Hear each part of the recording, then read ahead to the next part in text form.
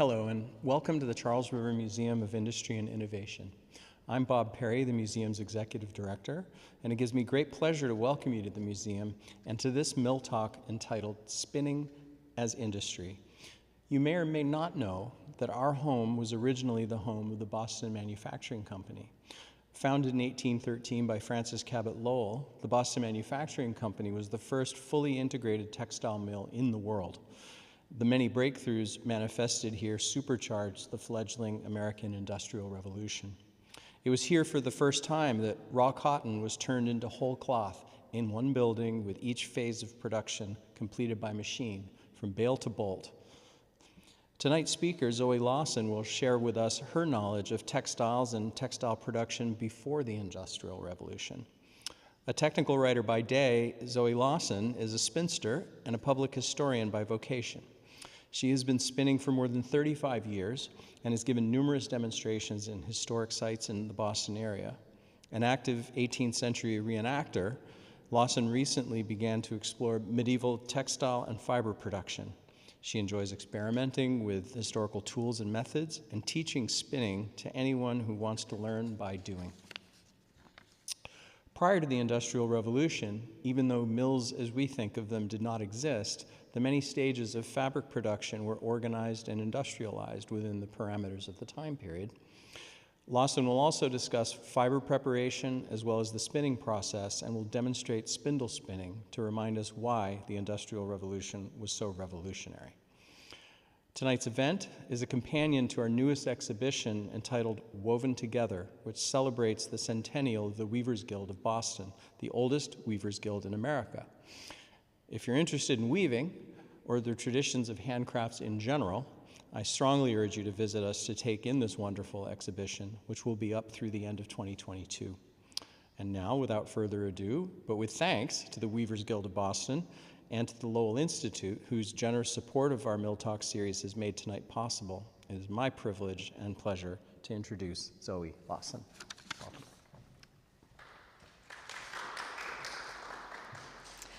Good evening. I am Zoe Lawson, as I was just introduced, and I am a spinster. Today we think of that as meaning an unmarried woman, but ago that was a profession. It may not have been the most noble of professions, but it was very definitely a necessary one. And tonight I want to talk to you a little bit about spinning, spinsters, and to help you really understand why the Industrial Revolution really was so revolutionary. So I like to say that I grew up in the 18th century. My parents were very active with the bicentennial and the 18th century reenacting going on in the Boston area. And so I grew up surrounded by people who loved recreating history and folks researching it and making it happen live. When I was 8, I spent the weekend event sitting at the foot of a woman who was giving a spinning demonstration for the whole weekend, and she taught me how to spin. I came home after that weekend and found a top that I had made at the Children's Museum of Boston. I stole some of my mom's polyester doll stuffing, and I started spinning. And I showed my dad when he got home, and he was so excited, he took me the next day to the Batik and Weaving, which is a store owned by Beth Gerton, who is the reason I'm here tonight. And there I was able to purchase my first set of hand cards and my first drop spindle and my first pound of wool, and I have been spinning ever since. Now, again, I've been spinning for over 35 years. I'm a mediocre spinner at best. A lot of people today say, oh my goodness, you're so fantastic, but by period standards, I'm barely competent. And it's the difference between a professional sous chef preparing food for a restaurant versus a home chef cooking. Yes, I'm going to dice my peppers, but the speed at which it's done is going to be a lot different. All of my experience working with textiles has really taught me to appreciate how important a simple stick and string can be with everything around us. Without this simple stick and string, we wouldn't have a cell phone in our pocket today. We're human. We don't have fur. So that means in order to survive in different climates, we need something to help us. Yes, we can have furs and leather, but that only takes us so far. By having fiber and fabrics, We can have things that are lightweight. We can have cordage. That means we can tie things together. With lightweight materials, we can protect ourselves from the sun, we can protect ourselves from insects, and we can create larger objects such as tents or sails to catch the wind. To do this, we need to have string. And to make string, there's two basic steps. The first thing is that you need to have fiber, and you want to constantly have the ends overlap each other so that you get a constant thickness and it's all together. After and this is called drafting, and once you've drafted out your fibers, this is obviously not going to stay together, you need to add twist. And doing that with your fingers is a little rough. You can roll it down your thigh, keeping it going in the same direction, and now you have yarn. And that's all spinning is pulling out fibers and adding twist. Now, very young yarn like this that has been very freshly twisted does not like to remember that it's supposed to be yarn. The moment you take any tension off of this, it stops being yarn and just goes back to being fluff. So how do you keep stuff so that it stays under tension? Well, you have a stick, and you can wrap it around a stick. And the nice thing about having a stick is that it's a lot easier to twist a stick than it is to try to keep running it down your leg. And when you add enough weight to your stick, you can actually give it a twist, and it just keeps spinning for you. And since I'm trying to do a live demo, it's not going to work because that's how live demos go. But now you have a weighted stick that can add the twist for you, and I can stand here, go around, and keep drafting and making yarn. And that's all you need to do. And so this little weighted stick is how all yarn was made for the first several millennia of human existence. So the wrappings of the Egyptian mummies, the uniforms of the Roman legions, the wool sails of the Viking ships that crossed the Atlantic were all made with a little weighted stick. The spinning wheel is a relatively modern invention. It's really only about 1,000 years old. The actual date of when the spinning wheel was invented is lost in time, but drawings of them tend to be coming into existence around 1200 in India and Persia. There's some poetical evidence they may have started before the Common Era in China, but haven't seen pictures of those. And they didn't even really come into common usage, especially in Europe, until the 13 to 1500s. Now, people have done studies, and while wheel spinning is more productive, it's only more productive when you're actually sitting in front of your wheel. A trained wheel spinner is more productive per day, but a trained spindle spinner is more productive per week because you can spin anywhere. There is some guidance that it takes a little bit longer to become a practiced spindle spinner than it does to become a practiced wheel spinner. And there's some evidence that when the weaving guilds first started having wheel spun yarn available to them, they actually said, no, we refuse to use wheel spun yarn. And I don't know if that's because it was scary newfangled device, or if it was because people believed it would be of an inferior quality because people didn't know how to use the wheels as well. So we've been spinning for millennia, literally. You create different tools based on the materials you have available to you and the fibers you have around you. Different fibers require different techniques and different tools.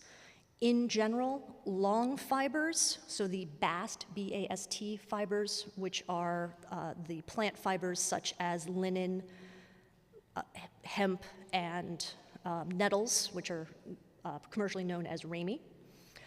Those you can twist very slowly. The shorter fibers, such as cotton, need to be spun together stupid fast. The fibers are so short, you have to twist your spindle really, really fast. And so you come up with different spindles that can do that quickly. And with the different fibers, you also can get different qualities of yarn. And we have to remember that all of these different fibers actually really, really matter. We have to pay attention to how our fibers have changed over the centuries. So today, most folks who are breeding sheep for spinners, most folks spinning today are spinning for knitting. And when you're spinning for knitting, you're generally doing baby blankets and sweaters, so you want something soft and squishy. When you were spinning in the past, you were spinning for everything, and so if you're making an outer coat that's meant to shed rainwater, you're going to want a very different fiber than your soft, squishy baby blanket. Since if you get into historic spinning, trying to find the right breed is actually almost impossible, because even if you find a sheep that is labeled, this is a Soay sheep or this is a Shetland sheep, as has been used for 1,500 years, it's had 1,500 years of modern breeding on top of that. So even if it's the same breed, it's not the same sheep as it was 1,000 years ago. Ago, your sheep had to be much hardier than they are today. Today we have antibiotics, we have enough of a supply that we can have our sheep be just for wool or just for meat or just for milk. Originally, the sheep had to perform all of those duties and be able to survive either in harsh areas or by scavenging on seaweed. There's some breeds of sheep that live on the North Atlantic that have to live on hardscrabble stuff. The sheep were much smaller, so today if I go out and I can get a Romney fleece, that's 11 pounds, which is a lot of wool for one person to work with. Earlier sheep were much smaller, and you'd only get 1.5 to 3 pounds of wool from the sheep. Originally, you didn't even shear them. Sheep originally shed in the springtime, and so you would roo, R-O-O, the sheep, which is just go along and pluck all the hair off. A lot of sheep were also what we call today dual coated, which means they have a hair and a down. There are still some sheep today that have that, so the Icelandic sheep are the most notable. They have the tog and the thell. So they have a hairy coat and they have a soft downy undercoat. And you can choose what you want to spin with and get different fibers out of that. Part of the reason you did rooing was because they were sheep and that's what they did. Also, you have to remember that metallurgy actually matters. If you think about copper and bronze, those are very soft metals. You can't make shears out of those that are going to work very well. So it's not until we reach the Iron Age and you can have your springy shears that we can actually start cutting the wool off of our sheep. And then that, again, comes into play later on when you're dealing with all of your fiber prep tools as well, because the comb needs sharp metal tines, cards need thin wire, and it takes metallurgy to get to the point that you can make wire easier than you can make tines. So we now have fleece. And then that's only the beginning. Especially if you shear a sheep, you then need to skirt the fleece, which means going around and pulling out the super yucky bits, because sheep live outside and don't use toilet paper. And there are parts of your fleece that you are not going to want to use, and so you get rid of that. Same as humans have different type of hair on different parts of our body, sheep have the same thing. So you can have a dual-coated fleece that you can definitely tell, but also what's on the back is going to be different that's on the shoulders, it's different that's on the belly. And you can go through and sort your fleece depending on what you want to do. And that could be, I want my fine wool over here for the baby blanket, and I want the coarse wool over here for my rug.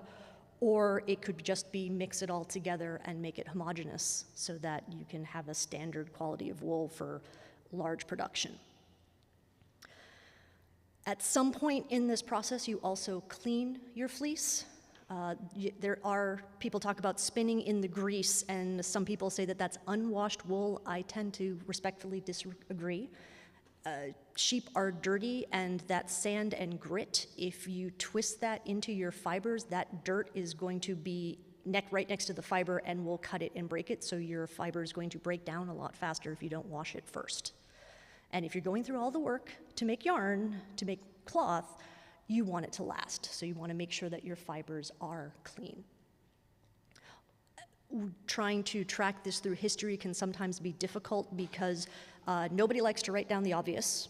And if you are working with this is what everybody does, everybody knows how to spin and weave and do all of this, why would I write down the obvious? You have to, you just wash it, of course you do.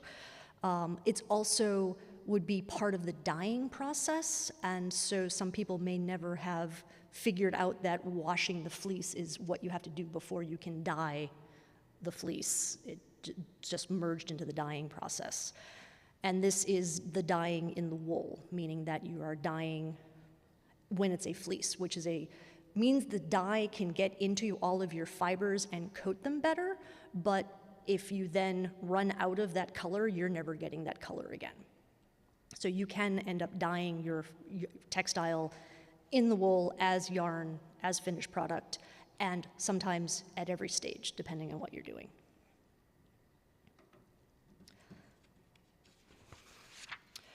So,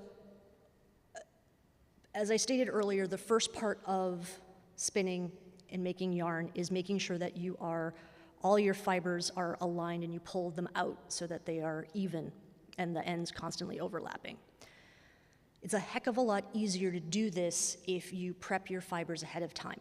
When you first shear a sheep, the hair is clumped together, sort of dreadlocky.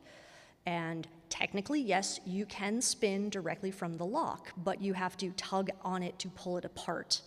And if you are trying to spin at speed, that's no fun. So minimally, you want to take each lock and pull it apart with your fingers so that the fibers glide apart from each other a whole heck of a lot easier. And you can just do that with your hands. You don't need to use tools, but as with most anything, tools make your life a whole heck of a lot easier. The original tools could have been used either by the spinners themselves, or when things start being more mechanized and industrialized, some of that prep work was done ahead of time by professional wool combers. The wool comb is the first tool that we had for working with wool preparation. These are generally small hand combs, which are the ones to the front. They're 4 to 6 inches across, and then they had 4 to 6 inch long, originally wooden, and then metal tines that you can use to comb the hair of the wool apart. Once you got into more breeding of sheep and you started getting into the long wools, and some long wools have a fleece that is 18 to 24 inches long, to work with locks of that length, you start having the larger combs. I have shown here in the back are some Indigo Hound 5 pitch. Each pitch means row of tines, so there's 5 rows of tines. Some of the bigger ones could be 12 rows of 8 to 18 inch long metal spikes that you would swing around. One would be clamped to a table, and then you would swing the other one back and forth in front of it, and that was usually men's work. And it's actually one of the last fiber prep things that was mechanized, because trying to figure out how to make combs work automagically requires a mental capability I don't have. And yes. Combs start, I know they existed in Viking, so early hundreds, minimally. I actually don't remember how far, where the earliest find is, but it's definitely Viking and early Viking. There's not a lot of industry in Europe where there was a lot of wool until after Roman times. And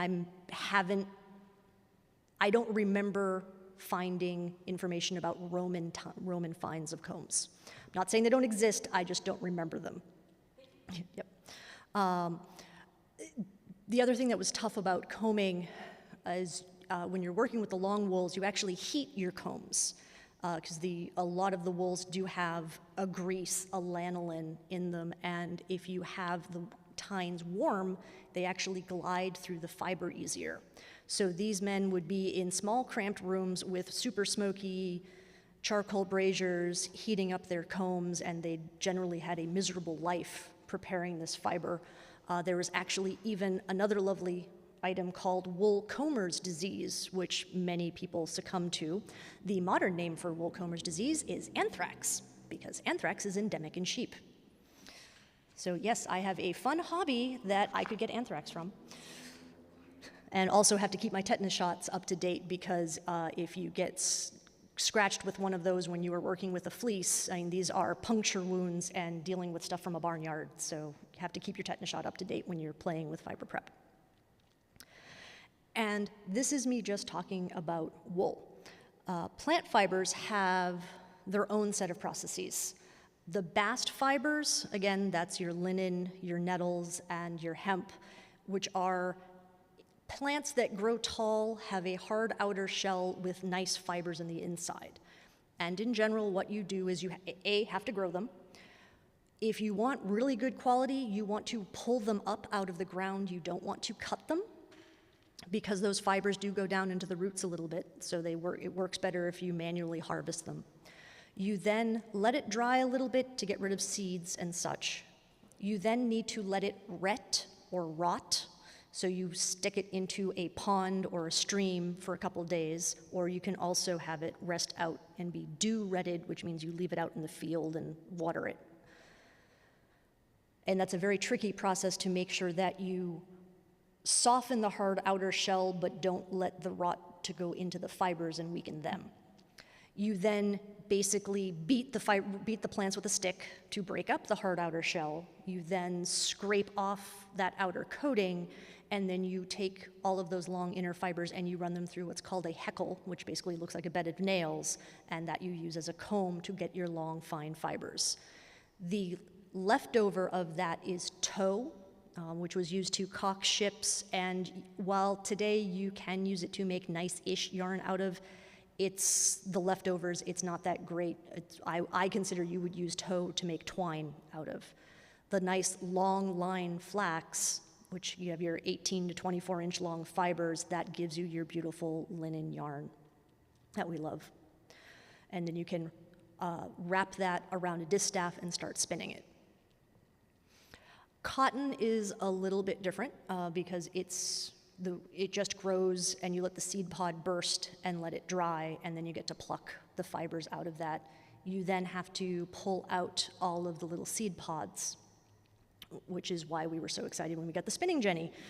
If you don't want to sit there and do it by hand, you can make a bow and pluck the bowstring over your bed of cotton, and that will also help break it up and get the seeds out, and then you can card it the same way that you do wool. So now, after all of that prep, then you actually get to start spinning. This prep is actually very important because, especially for wool, how you prepare your yarn gives you different results. When you're dealing with bast fibers, since they're really long, you generally just want to keep those all in the same direction and have them line up parallel to each other. When you're dealing with cotton, cotton fibers are extremely short. They're inch and a half at best. In order to get a twist, you have to spin those stupid fast, like ridiculously crazy fast. And the way you draft them, you just want them to be able to catch each other. Wool, since you can have fibers that are 2 inches long up to 18 inches long, you can have lots of different options for what you want to do. An important term in the spinning world is, especially historic spinning world, is the woolen versus worsted. Now, this is complicated because words change meaning over time. So today, worsted is a weight of yarn in knitting. I believe worsted just means yarn if you're in England, and there's also a type of cloth known as worsted. When you are talking about spinning, the worsted and the woolen are two different ends of the spectrum. When you are talking about a true worsted yarn, that is coming from wool fibers that have been combed. When you spin them, all of your fibers are arranged parallel to the way you are spinning. And because all of your fibers are parallel to each other, they're going to twist down on each other very, very tightly. Also, as you spin, you're going to make sure you keep your twist out of the drafting zone. And you then smooth the yarn with your fingers afterwards. And all of those processes give you a very tightly twisted, hard-wearing yarn. Woolen yarns are from a carded preparation. Sometimes even the waste from combing was then carded to become for the woolen. When you have a carded preparation, you keep your fibers perpendicular to the way you are spinning, and you let the twist fly into your draft zone. As you do that, the fibers, since they're all mixed up in every which direction, when they compress down on each other, they're kinky and springy and capture more air in between them. And that gives you a softer, squishier, springier yarn. It's actually more elastic. You care about this because you do actually want different types of yarn. Looms are really, really mean to fiber. They are very harsh on your string. Every stretch of warp down the length of your loom minimally needs to go through a one-looped heddle. So it's going to be constantly running against something. And the purpose of a loom is to make it easier for you to go over, under. So it's going to lift up your threads and push your threads down. As your warp thread goes through that, it's going to get abused badly by the loom. If you try to use a woolen yarn as your warp, it's going to disintegrate on you, and you're going to be very sad and fixing a lot of warp threads. So you want the worsted to survive being in the loom a little easier. Also, if you make a full worsted yarn fabric, that's going to be thinner, which is nicer for your summer weight wools. It's going to repel water better, which is great for a suit coat. But if I want a blanket, I want to switch over to a woolen as my weft, which is the back and forth part of weaving, because that's going to be softer, squishier, trap more air, actually be warmer. So you need to be able to produce the different types of yarns to get the different types of fabrics you need.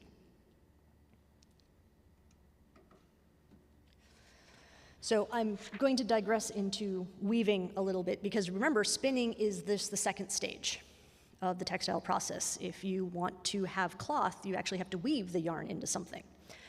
And as a spinner and as a weaver, when you start to do the math for your weaving, you start to cry when you realize just how much yarn you actually need. Medium quality cloth comes in at 40 threads per inch. Fine cloth is coming in at 80 to 120 threads per inch. And that's not even getting into what we have today with sheets, thread count, and whatever. When I'm saying threads per inch, that's just a single, how many threads in one direction fill an inch space. Nowadays, people are very excited because most folks who are starting weaving usually start off with sock yarn, and they're working at 8 to 10 threads per inch. And then they get excited and they switch up to making dish towels when you're using what's called 22 cotton, and that can come in to about 24 threads per inch. And that involves extra investment in a larger type of loom. The best I have woven so far is 24 to 28 threads per inch. So I am still making coarse sackcloth, and I've technically been weaving since I was 4, and I'm still making terrible coarse cloth. So let's pretend that I have the tools and the ability to actually weave a medium grade cloth at 40 threads per inch, which is a goal. The current loom that I would use at home has a maximum weaving width of 24 inches. A lot of the looms in the pre-industrial era tended to be narrower because you want to actually be able to toss the shuttle back and forth as one person. There are extant examples of horizontal looms that are large enough that you need 2 people working on them. Also, the earlier looms, which were used you can think of them in Greece and Egypt and also in Scandinavia, is the warp-weighted loom, which is a vertical loom.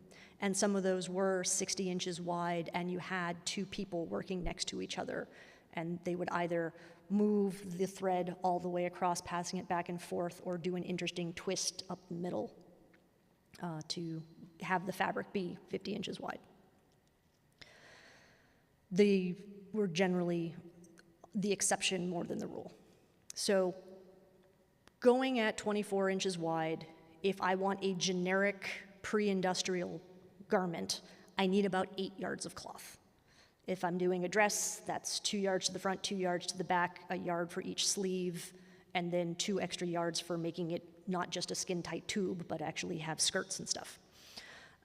And similarly, a skirt or a shirt.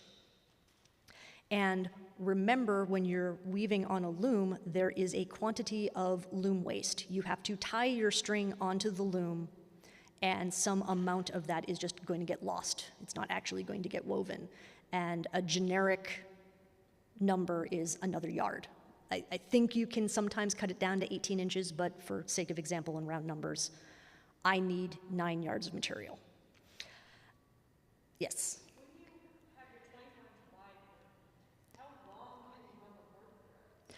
The loom that I have has a cloth beam and a warp beam, which means there's a stick at the end that I can wind the string around. So I can technically make it as long as I want, as long as I can keep it within the width I have with a wrapping in between. I use paper of some sort, or you can use sticks to keep the layers of the wraparound from falling in on each other. So you can do 9, 12 yards easy on most modern looms. The warp-weighted looms, those are very interesting because you weave up. Your cloth beam is at the top, and you have your long warp, and you tie it to weights at the bottom, and you just wind up and then untie your weights and move things down, as opposed to just being able to rotate some bits on a loom. Yep. So 9 yards to make a garment. And don't forget, that's just the warp. You also need your weft with your back and forth. So basically just multiply all of these numbers by 2. This is where you start to cry. So just thinking through, 40 threads per inch times 24 inches, that's 960, times 9, 8,640, times 2, 17,280 yards for a single garment. That's not counting thread to stitch it together. When you are working with period garments, you also do things so that if you trim your selvages so they don't unravel, so you'll often have selvage treatment. There are examples of, in Viking dresses, they would actually set up card weaving along their seams, and with a needle as their shuttle, they would weave a pretty band across their seams so that it would be all enclosed. You also, with your clothing, you're going to need ties, you want a waistband, you may actually want to make it pretty and have embroidery or something. And so you need more of that. So in general, you need 20,000 yards for a single plain garment of kind of crappy quality. And remember, until probably about 1960, normal clothing for an adult was at least 2 layers. So if you want to have an outfit, you're going to need 40,000 yards. And this is just one garment. Don't forget that we need textiles for everything. We want to have blankets, those are nice, towels, table linens, baby linens, sackcloth to hold things, sails for ships, upholsteries to have nice chairs. Statistics looking at what was needed in pre-revolutionary colonies in the United States, or what became the United States, every adult needed 50 yards of fabric a year. I did an experiment before this lecture because I wanted to see what can I do. Now, again, I'm a hobbyist. I do this for fun. I'm a little out of practice. I'm not sitting down and doing this for hours and hours every day. But I sat down and I took a day where I am going to take 8 to 10 hours and I'm going to spin. I ended up with 886 yards after 8 to 10 hours. Now, I wasn't pushing myself, and again, out of practice, but that's 1/20th of what I need for a project, the project I want to do. So if I want to actually make my dress, I'm going to need to sit and spin for 8 to 10 hours for 3 weeks. On top of that, this actually is too thick. If you want to have a yarn that is fine enough to fit 40 threads per inch as on your loom, you need to leave a little bit of space between each thread so that the weft, can go in between the threads. So you basically just times 2. So I need to be able to spin something at 80 wraps per inch, which ends up being about a third of 0.3 millimeter. This is 0.5 millimeter. So I actually need to improve my spinning, double improve my spinning to get it down fine enough to actually make my 40 threads per inch. In 1770s in Yorkshire, they were able to find records of what people were willing to pay, and if you were capable of spinning 24 hanks of linen yarn out of a pound, they would get paid 25% higher than those who would spin 18 hanks per pound. So a hank here is 560 yards, and I tried to put it into some semblance of a modern yarn weight, which is really hard because yarn weights are really confusing. Modern weavers, somebody decided that for linen, the unit is 300 yards per pound.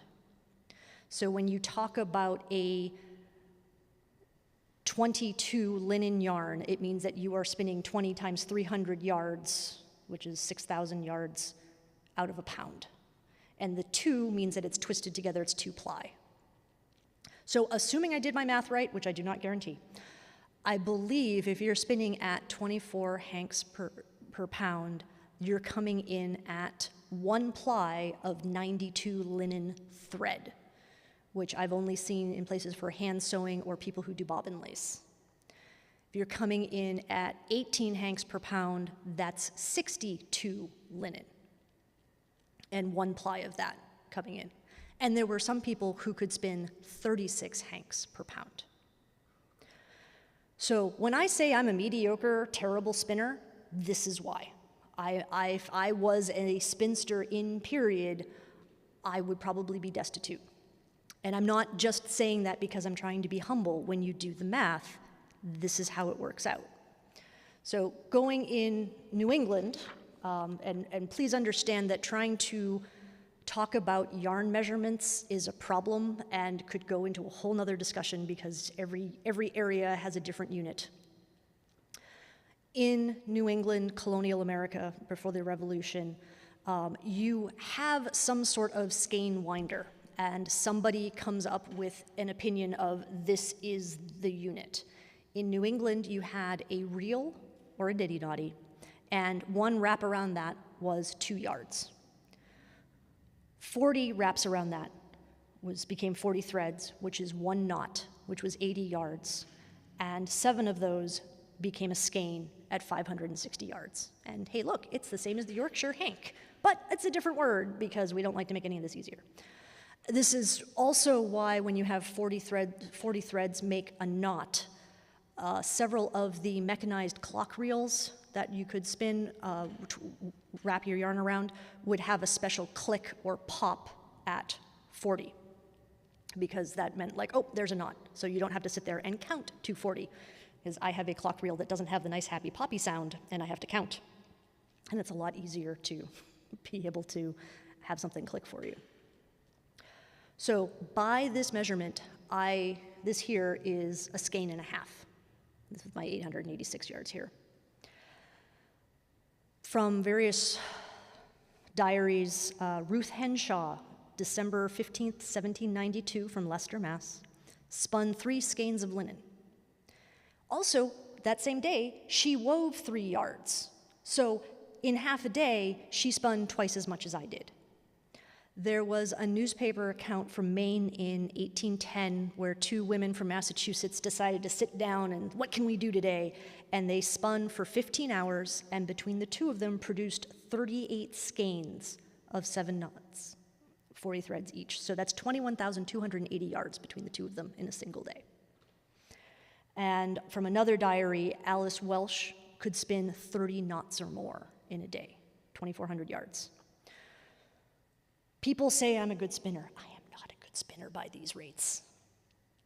And it's also impressive because when you're spinning this fine, you get a lot of yardage out of a small quantity. This here is a little over 2.5 ounces. So this is 2.5 ounces of wool in my hand. In 1655, the Massachusetts Bay Colony, because again, this is the time period when you need 50 yards of fabric per adult, and this is before the colony's really established. This is 35 years after landing at Plymouth. You had to import everything, and we didn't have the supplies and the manufacturing available locally to make all the fabric we needed. So the Massachusetts Bay Colony actually passed a law saying, in my opinion, if you're not making food or somehow otherwise making our colony work, you need to be spinning. So if you're younger, if you're not able to be in the fields, if you're not working in a blacksmith shop, you need to be spinning. And not only do you need to be spinning, you need to be spinning a lot. They expect you to do 3 pounds a week for 30 weeks out of the year, else be fined. I do not know how well this was enforced. I haven't been able to find that information. So I don't know if this is just a law that got put on the books that nobody did anything about. But these were the quantities people were looking for to keep society going. And based on my understanding of how much yarn you can get done at a time, these are not, oh, let me just spin a couple hours a day. These are 12 to 16-hour days in front of a spinning wheel.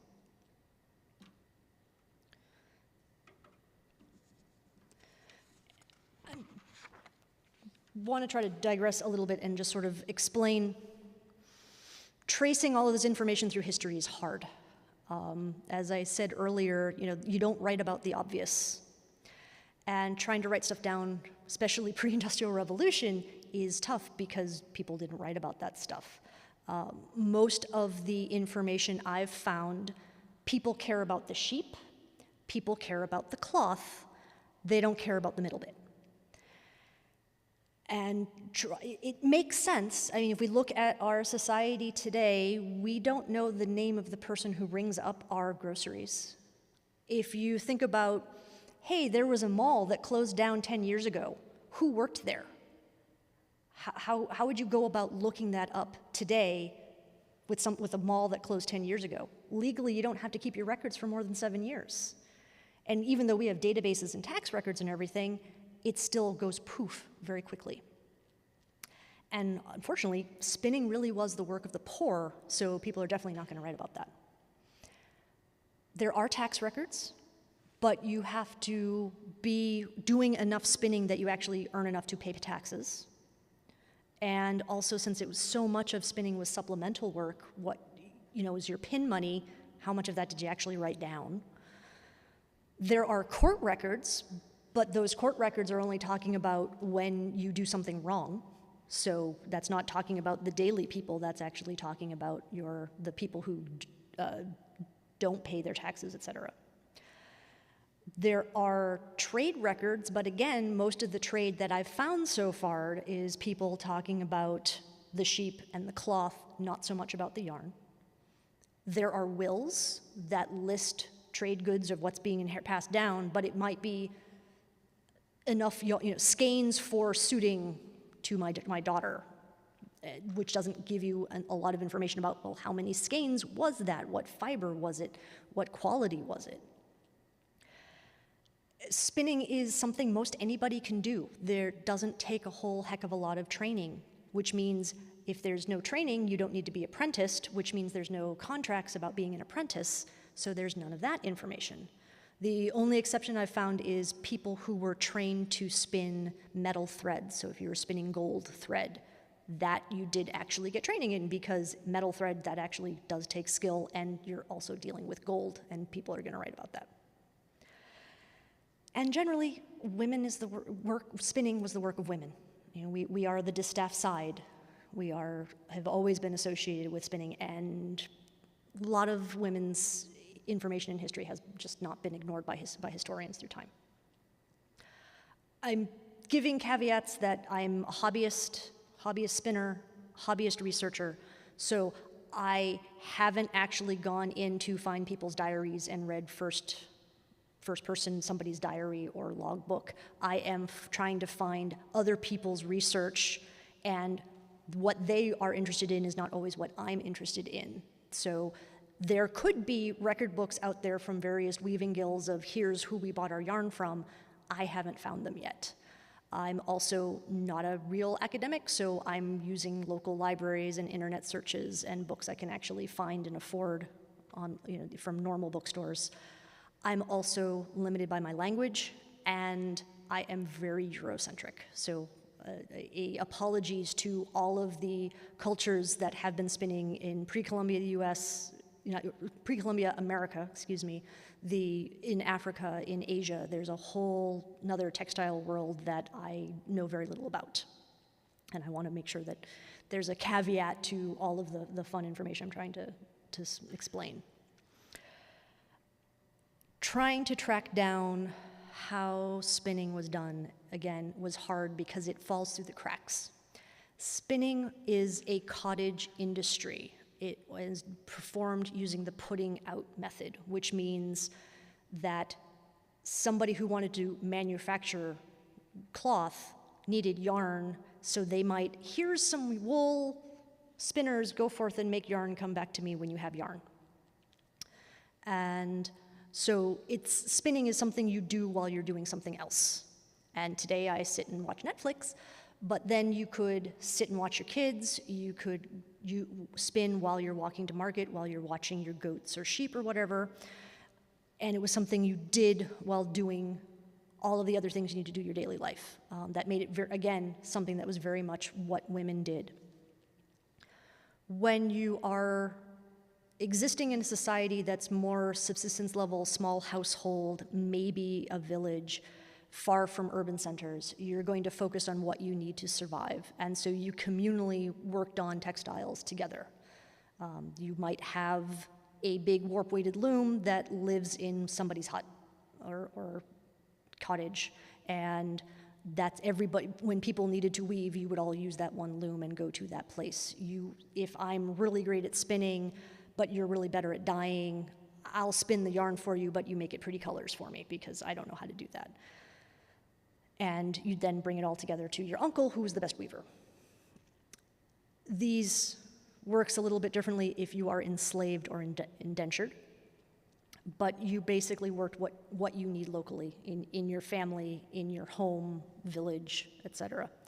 To sort of explain some of this scale, the conventional wisdom is that to produce the sail for a Viking ship took the entire fabric production for a village, so all of the sheep production, all of the spinning, and all of the weaving of an entire village for a year to make a single sail.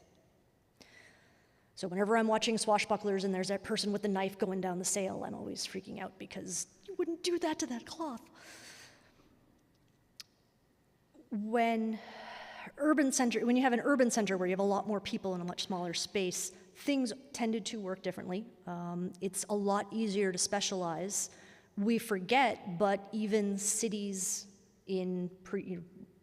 before Common Era, in Rome, in Greece, in Egypt, you had cook shops. So you didn't have to do everything yourself. You could walk down to the place that actually had a bakery oven or had a fire and get your food out and have takeout, basically. So in an urban center, going someplace to work and do your spinning was more probable and did happen. There are frescoes in Egypt showing weaving shops, and there's people weaving upstairs and people spinning downstairs. So you would go to work.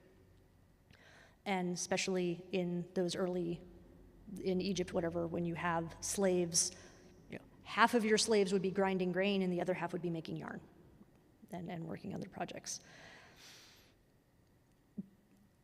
if the other option, this was the first big manufacturing building, but the colonies have been trying to get manufacturing off the ground always, because they always needed fabric.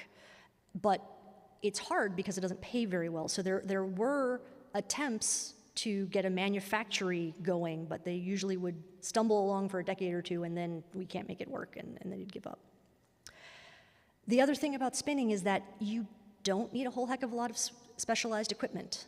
You need a weighted stick, or you need a spinning wheel, and once you have a spinning wheel, you can use it for years and years. So the same way today we are all complaining about, why do I have to go back to the office? I can work from home fine. Spinning was the same thing. You could just do that at home. You didn't have to go someplace. Although people did. The Alice Welsh that I mentioned earlier, who could spin 30 skeins, 30 knots a day, she was actually hired to help out with the spinning in a household. And she went home early one day because she was sick, so she didn't actually live in the same household where she was spinning. So it could be something that you did. People did work together to spin. It's a lovely thing to do while hanging out with your friends, because you can just spin and talk and natter. There were spinning bees, the same way we had quilting bees, and we think of these modern knitting clubs. They may also have been sort of how young people hung out together, potentially, because where's a great place to meet ladies where they're all working on a project together? That sounds like fun. So one of the historical days is St. Distaff's Day, or Rock Day, which is the day after the 12th day of Christmas. And in general, women had to go back to work before the men did, for whatever reason, or depending on the year, how the timing worked out when people go back to work after the Christmas holidays. And so the women would be spinning, and for some reason, men would try to play pranks on them, like setting their flax on fire, which doesn't sound like fun, so the women would throw water on them, and shenanigans would ensue. And there's a lot of entertaining things that can happen at all of these various spinning bees. If you are over 18, you can go search for Behm's spinning bee woodcut from the 1500s in Nuremberg, Germany. And in Nuremberg, they actually outlawed spinning bees because there were too many shenanigans going on. So and some of the terms can get entertaining, because you think about your spindle with your shaft and your distaff and all sorts of fun stuff. Humans have been humans always, and have always found the same types of jokes everywhere.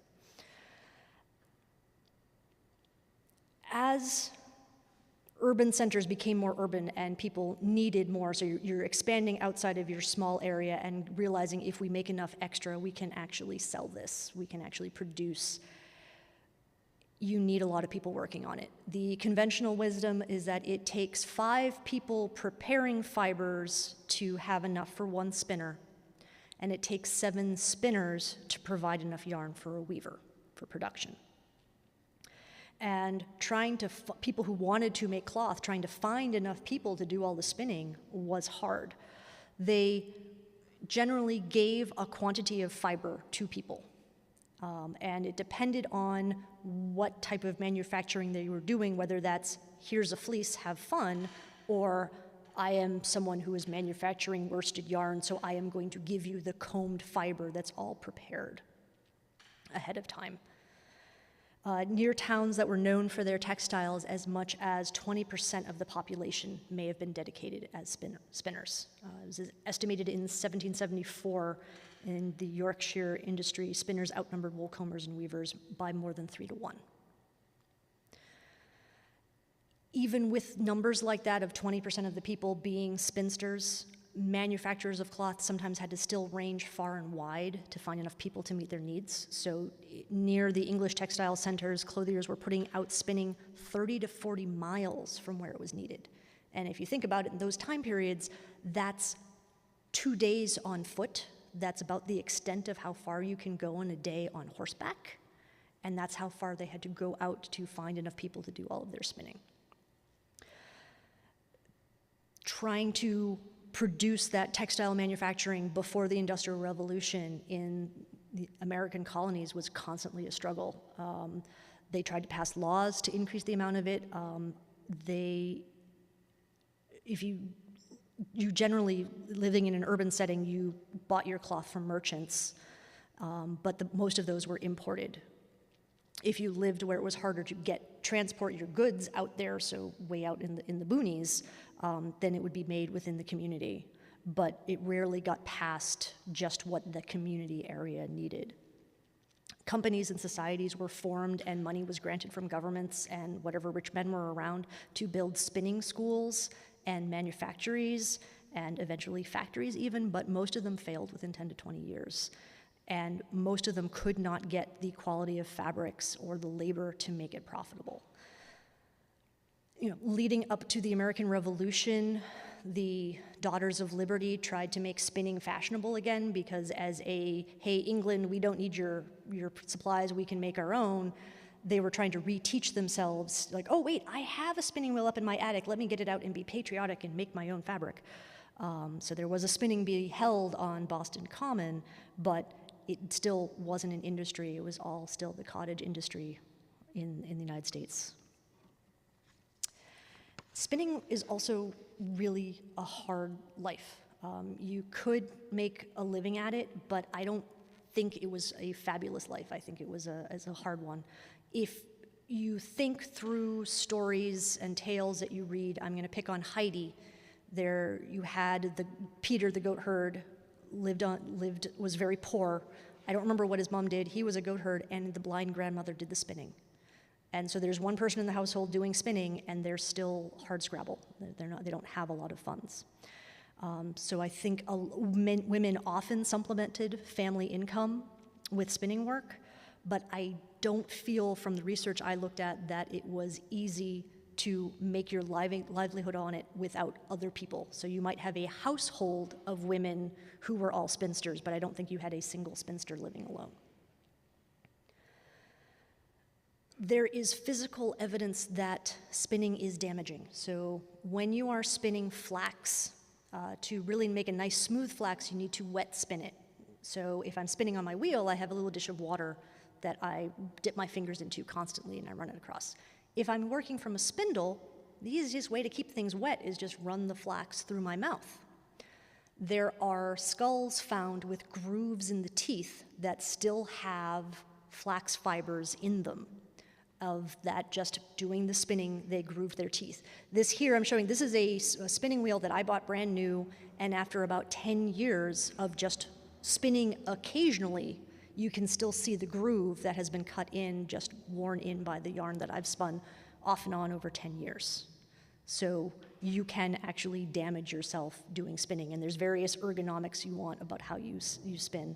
An acquaintance of mine actually did a fabric to fleece to fabric project, and she sat and spun on a single treadle wheel for I think a month and a half, 2 months to get enough yarn for her project, and the muscle on her calf increased by an inch of just treadling so much. So it wasn't pretty. It wasn't a great life. The court records that I have seen, a lot of people who came in were listed as spinsters were often being brought up on charges of prostitution.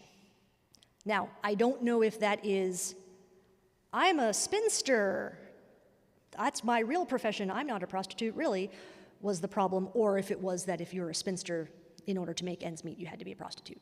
I don't know what the actual scenario was, but a lot of spinsters did end up in court for being a prostitute. There's humans are humans, and if you go through history, you see that it repeats itself a lot. So sometime 1674 or 1679, someone in England published The Clothier's Delight, which is a song, and you can actually Google it and find somebody singing it on YouTube. It's many, many stanzas long, but it was a song written to explain how the clothiers, the people who produce cloth, abused the whole pyramid of people that led up to them. And they talk about that, we're going to make them earn their wages full dear. We're going to work them as hard as we can to make all the money we can. There's a whole stanza just about the spinners, talking about how they're going to cheat them with, you have to spin 3 pounds, not 2 like we said, And also that the spinners are complaining their wages will not then maintain. You're not paying us enough money to actually live, and you still want all of this yarn. We can't do this. But if you're short on how much you said you were going to spin, we'll fine you, no problem. And this is 340 years ago.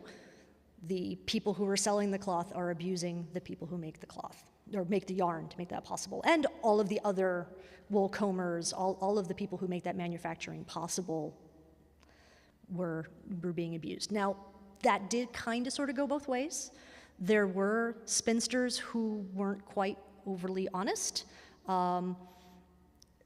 Throughout history, weavers have complained both about the quality of the yarn that was spun. Now, if I'm trying to spin 3 pounds in a week, that's not going to be my best yarn ever. Just because if you're trying to spin fast, you're not going to let it twist enough, so it will be loose and fall apart easier. And also that getting the right quantity was difficult. Some of the people who were trying to get a wool manufacturing off the ground in New York State, before it was a state, complained about it just not being possible to even properly grade all of the yarn that they were given. They just have to accept that a percentage of it is just not going to be good enough. And I don't know how much of that is lazy, unethical people who don't know how to spin, or how much of it is you're trying to get me to do 3 pounds a week. This is what you're going to get. So time constraints can change what you end up with. So here's our reel and our nitty-nitty. And the other thing, there are lots of other ways that people cheated. Since you were given a quantity of wool of, here is a fleece, please spin it, give me back the yarn, and I'll pay you for it. Oh darn, I'm sorry, half of it wasn't usable. It was a bad fleece. I can only spin half of it for you, and you would walk off with the other half, if not walk off with all of it, that you would basically just steal the fiber and use it for your own projects. You could also short reel, which means that when you're counting all of your skeins, it's supposed to be 40 threads. Maybe each thread is 39. Or you don't make your reel or your nitty-nitty to the right size. So if you have something that's even, it's supposed to be 2 yards, so that's supposed to be 72 inches.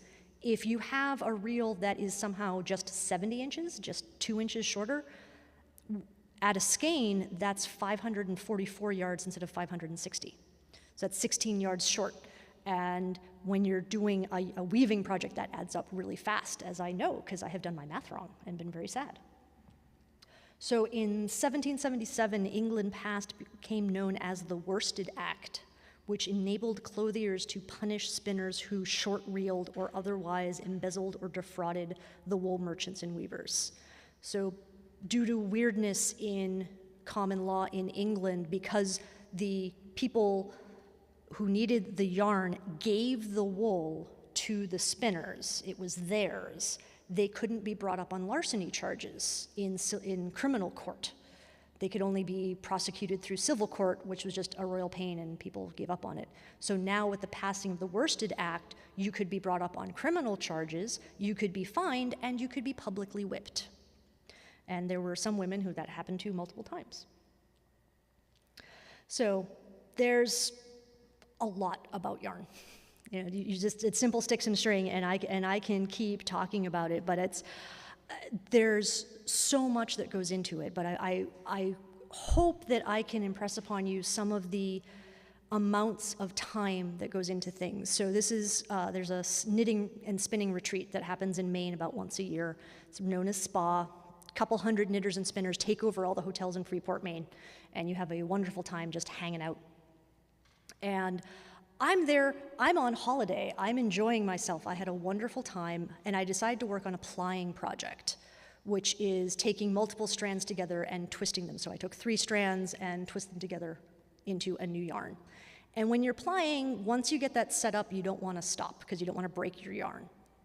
And I'm in a public spot, sitting and plying my yarn, having a lovely time, and then the people I was hanging out with decided to go get dinner or go shopping, and suddenly I'm there just plying by myself for another 2 hours to finish the project. And so I'm doing something I enjoy for fun, and even I get bored working on a specific project. I'm bucket list, I am going to make a garment. I am going to start with a fleece and end up with a garment someday.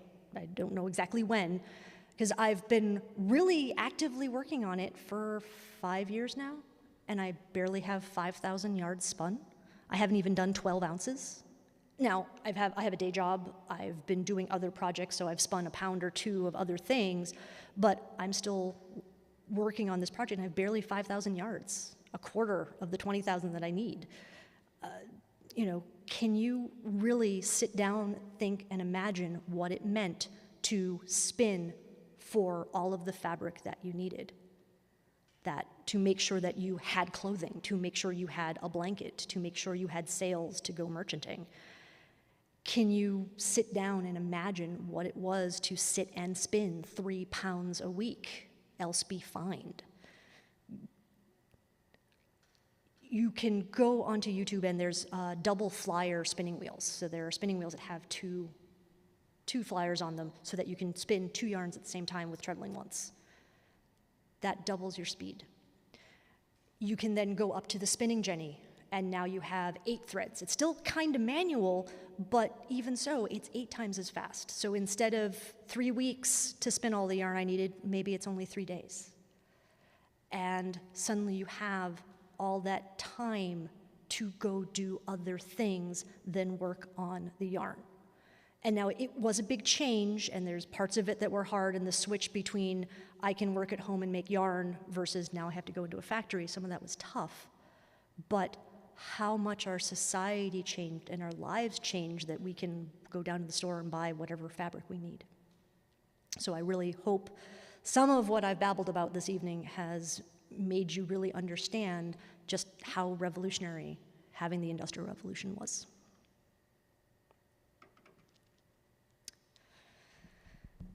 Other questions? Here's a microphone for you. Okay. And I apologize that I didn't repeat questions that were asked earlier. My brain knew to do that, and I forgot. Sorry. So before the pre-revolution in the U.S. or in the colonies, they were making cloth out of flax and wool. Yep. Is that mostly what it was made out of? They made cloth out of flax, wool, and cotton, and silk. They were actually trying to get a silk industry going in Connecticut. And I can't remember if that was pre-revolution or just slightly post, but you could get all of the materials. They did ship cotton up from elsewhere and work on it. So it was all 3. So for the clothing, it would be mostly linen clothing or cotton? The different materials do different things. So fabric that touches your skin, you generally want linen or cotton. And in New England, it was more common to have your linen or hemp, and it gets confusing because we say linen, and that could mean linen, hemp, or nettle. They didn't distinguish them. And you also cannot tell them apart under the microscope, so even when we find samples, we don't know what they are. So in New England, flax was more common, but you might have cotton imported from somewhere and use that. And wool is more of your outer clothing in general, but I think people did. There are stories of, there's a song, One Misty Moisty Morning, he wore no shirt but wool unto his skin is one of the lines. So I think as a poorer folk who didn't have access to the linen might be wearing wool close to your skin, which would have been itchy and yucky. So also they did other bedding and other types of things. And what about like a linen sheets and towels? Linen was usually used for sheets and towels, yes. I haven't focused a lot on the different types. In general, fibers were not mixed.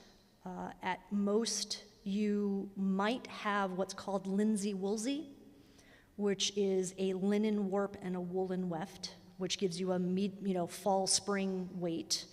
A lot of the early cottons, because cotton is hard to spin, it was rarely used as a warp thread because it's hard to get it to be strong enough to withstand it. So you would have a linen warp and a cotton weft. But it wasn't until relatively recently that people actually started blending fibers, so that you might even have a cotton linen yarn, but it's 1-ply cotton, 1-ply linen.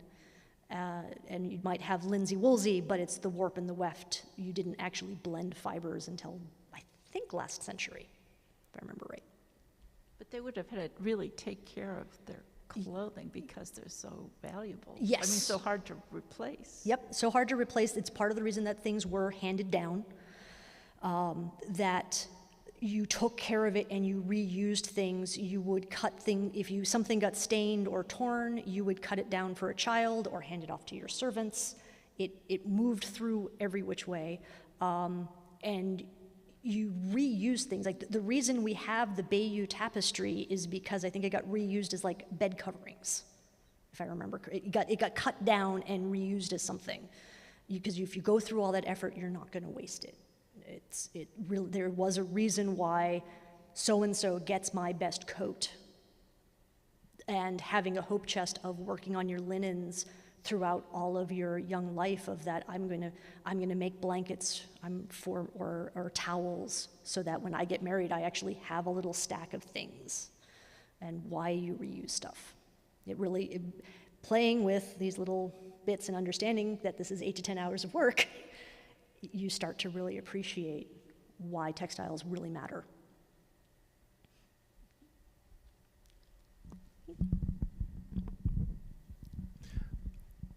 Seeing no more questions, I just want to say, speaking for the museum and in my position here and working in the Boston Manufacturing Company building, this seminal textile mill, now I have a much greater appreciation for the importance of having solved so many of the problems in getting cotton manufacture up and running. And I mean, I'm just so staggered and humbled by the statistics that you've cited. The time, energy, and effort that it took. It took a village. Yep. to create the fabric necessary to maintain the village. And it just really blows my mind. I'm a sailor. Your imagery of this Viking sail and the swashbuckler, sticking his dagger in at the top and just using it as a gentle elevator down to the deck. No, we're not doing that anymore. No, because then everybody else would have to sit and repair the sail.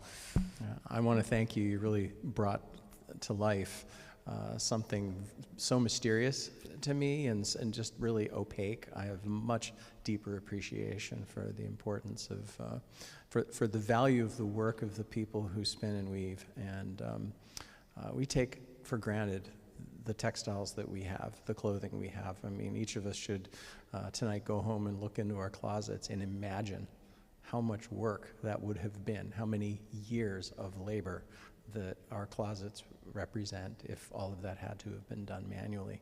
It just it's mind-blowing. You've opened my eyes tonight. Thank you. I'm glad that was the hope. Well done.